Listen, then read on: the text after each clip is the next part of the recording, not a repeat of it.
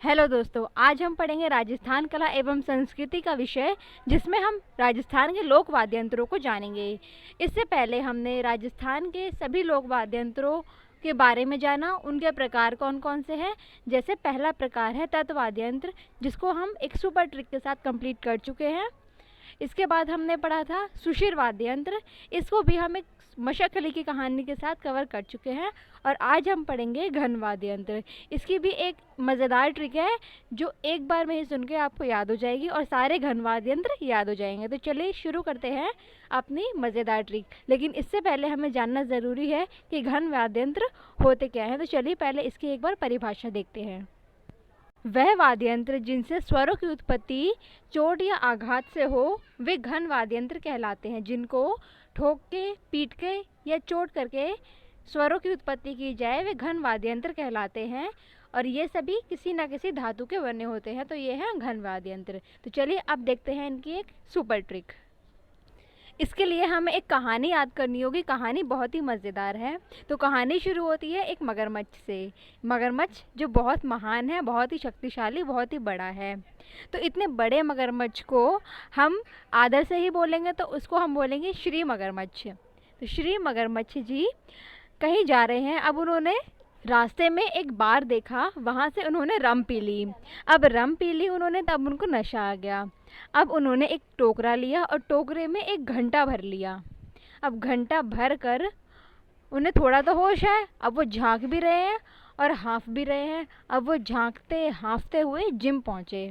अब जिम में म्यूज़िक तो बजता ही है, तो वहाँ की ताल और धुन पे उन्होंने डांडिया खेला। तो ये थी हमारी कहानी।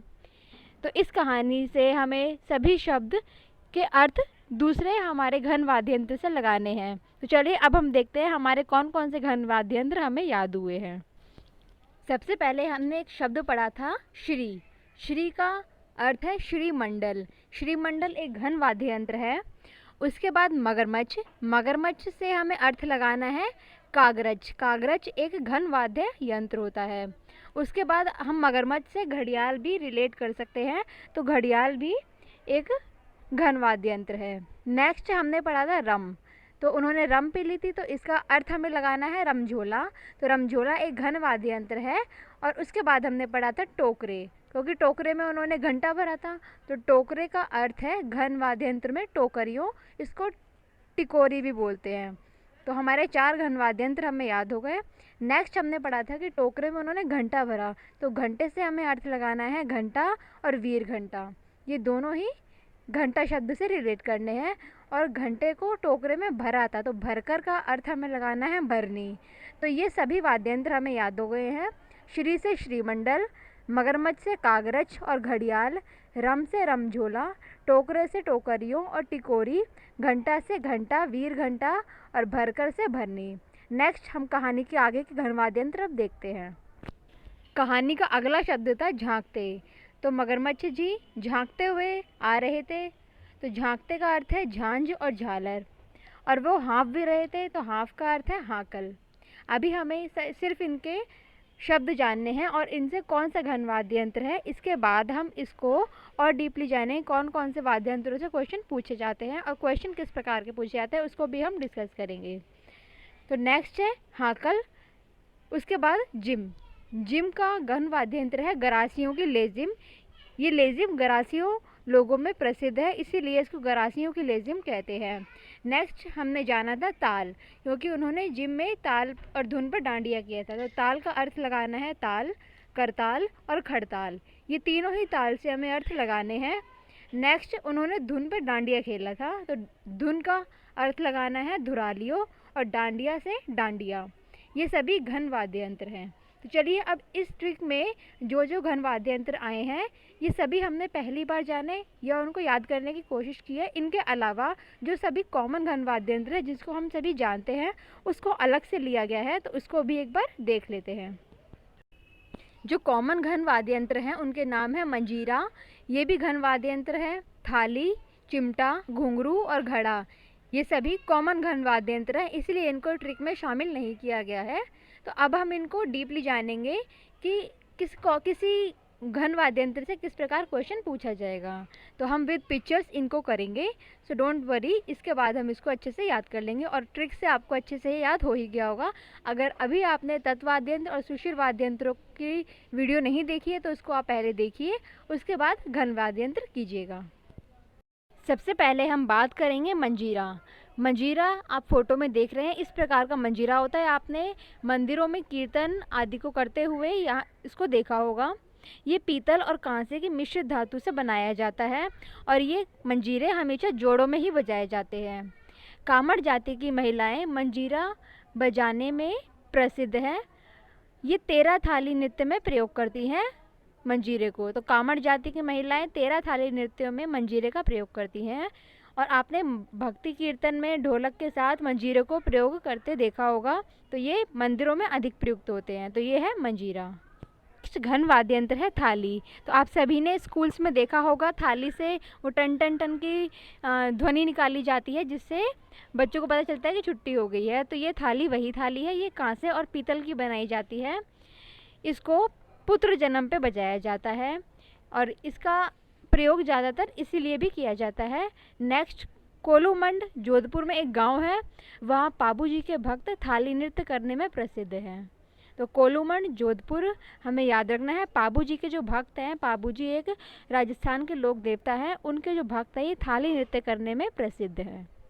नेक्स्ट है झांझ। झांझ आप फोटो में देख रहे हैं, ये मंजीरे की जैसी ही है पर उससे बड़ी अनुकृति है।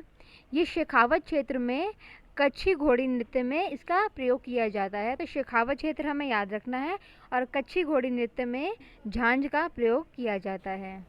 नेक्स्ट है करताल। करताल पे हमने पहले भी बात की थी जब तत्व वाद्य यंत्र पढ़े थे। उसमें हमने जब एक तारा पढ़ा था तब हमने देखा था कि नारद जी जब एक तारा बजाते हैं तो दूसरे हाथ में होती है करताल।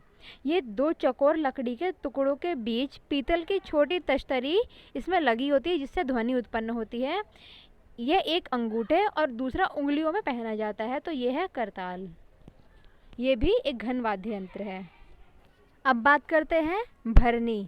भरनी भी एक प्रमुख घन वाद्य यंत्र है। ये मिट्टी का मटका आप देख रहे हैं, इस पर कांसे की एक प्लेट रखी जाती है जिस पे डंडियों से प्रहार करके आघात करके उससे ध्वनि उत्पन्न की जाती है।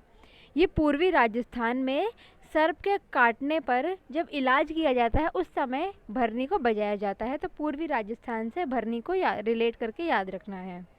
अब बात करेंगे गरासियों की लेजिम। आप इसको फोटो में देख सकते हैं, इस प्रकार की लेजिम होती है। ये बांस के टुकड़े पर पीतल की जंजीर होती है।